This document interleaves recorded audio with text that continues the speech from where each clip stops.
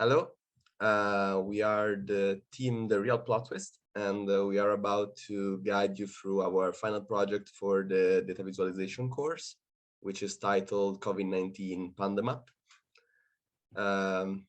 Our team is composed by Greshma, Enrico, which would be me, Katerina, and Patrick. And well, why we chose this project? The reason is basically that since the beginning of the pandemic, we have seen that health data is complex and many-faced, and there has been evidence that spreading of misleading or inaccurate information may pose extraordinary risks for public health. And basically, that's why we strongly believe that reporting accurately and intuitively coronavirus data is paramount. And we have chosen these 4 topics that you see in the slides to analyze further with our visualizations.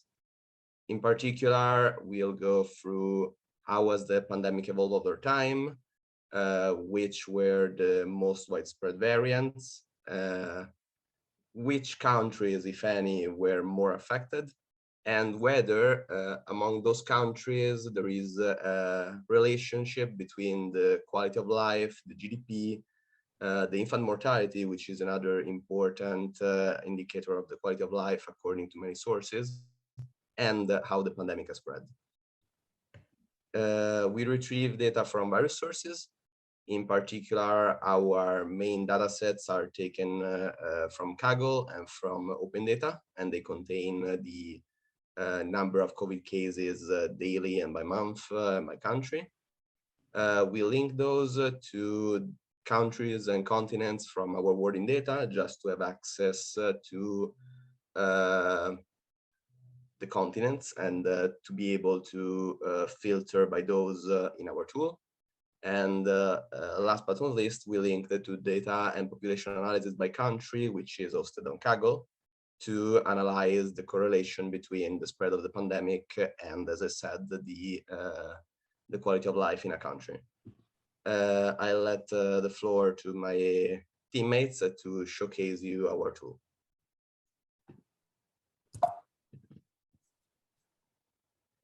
Right. Thank you, Enrico, for the introduction. Greshma, can you maybe now move over to our tool? Exactly. So here you can see the web interface. And when you started, we chose to implement our PandeMap via Streamlit. And basically on the left, we can see the navigation where we can go throughout the different pages we created, as well as the filters we implemented. And on the right is this is a starting page, and here's just basic information about our tool, the link for receiving the source code, and also the 3 data sets which you can find on the bottom.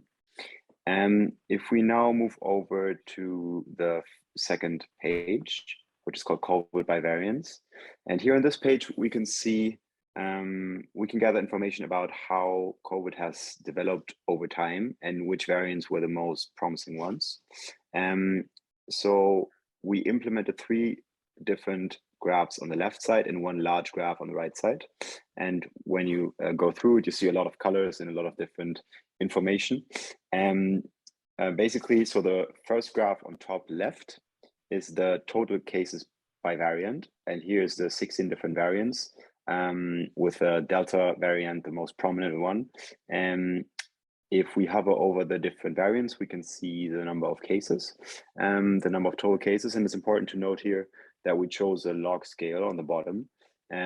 So they seem fairly similar in size for total cases, but the Delta variant is by far the largest variant. If we scroll down to the second graph on the left, we see the case by variant over time, and then also further below the cumulative cases by variant over time. And here you can see the big orange field, which displays the Delta variant. Here we see 3.2 million cases, I think. And then the other big prominent one, the blue one, if we hover over that one, we see that it's the Alpha variant, which also became very active in April, as you can see here, and stayed fairly active throughout the remaining time of our data set. If we scroll to the top, and then on the right, we can see the cases by variant for each of the countries. So we have a data set. In our data set, we can find 121 different countries, and then we see the distribution normalized for each of the countries. We see again a whole lot of orange, a whole lot of blue, because those were the most prominent ones. But we can also observe like a behavior that differs in some regions. And if we scroll to the top, and then on the left, we can start to filter our data.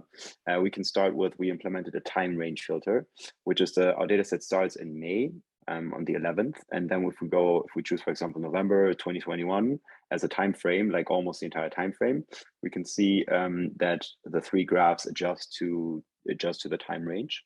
If we go down on the left to the filter graphs and we remove some of the graphs, for example, alpha, B1, B1, 1, 1, we see that the graphs change.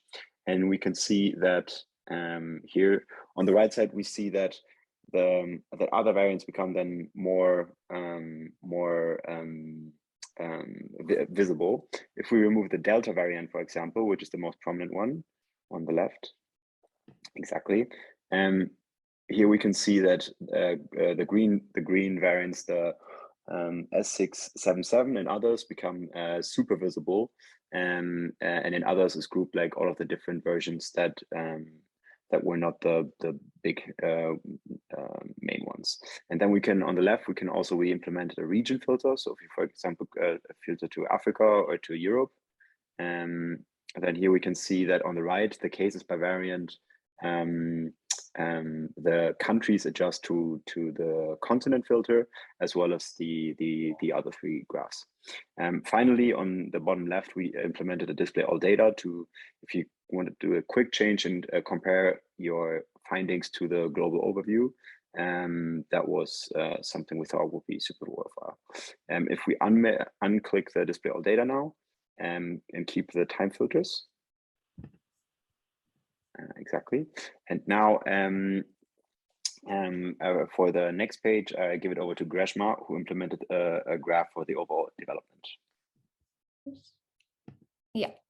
So this is basically a representation of the COVID cases by month.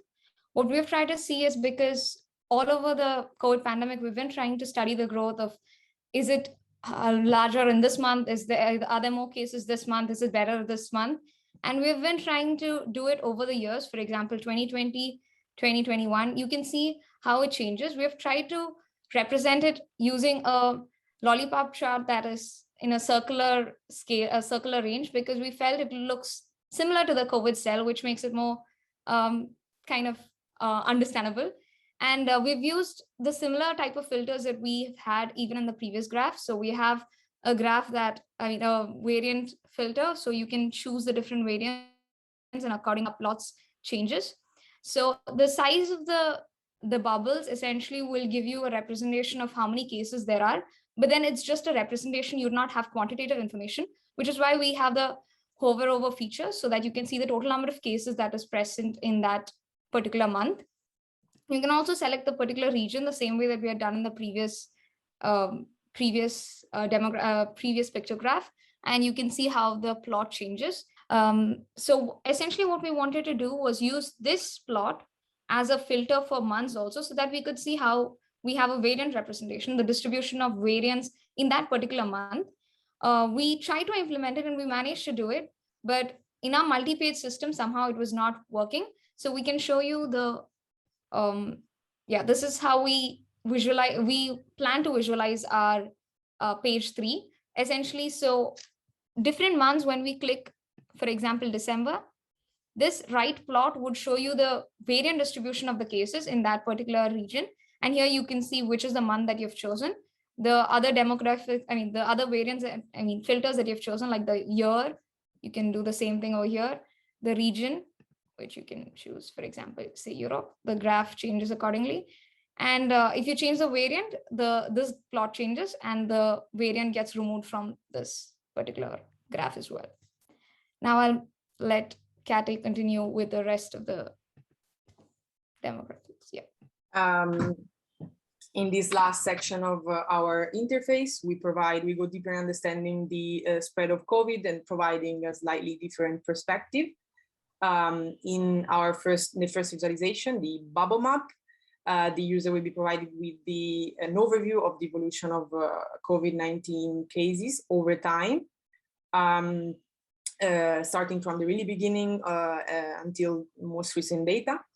Essentially, the user will be able to interact with the bubble map by zooming in, zooming out, and jumping forward and backward in time, being able to see bubbles representing the total number of the evolving number of cases per country, the size representing the number of cases, the color, the continent.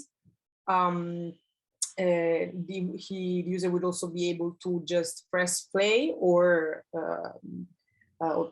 going backward and forward or picking a specific date. Whereas for the second representation, for the second visualization, we provided a visualization of the GDP versus infant mortality index, a widely used index in a way representing the health status of a country, and total number of cases per country. Again, here, the size of the bubbles represent the number of cases, the color, the continent. And in the previous visualization, as in this one, by hovering over, the user will be provided with additional information, such as the continent, the country, and the figures specific to the visualization itself. It's also worth mentioning that in the second representation, we use the log on the x-axis representing the infant mortality per 1,000 births, while the y-axis represents the GDP per capita. We hoped you liked our interface. We really enjoyed combining different tools that we learned throughout the course. That will be all from us. For sure, had we had more time, we could have implemented maybe more interactions between different graphs and additional things that we thought, but this was basically the scope of our project, what we plan to implement. Again, we hope you like it, and this was all from the Real Talk-based team. Bye. Thank you. Thank you. Thank you for the attention.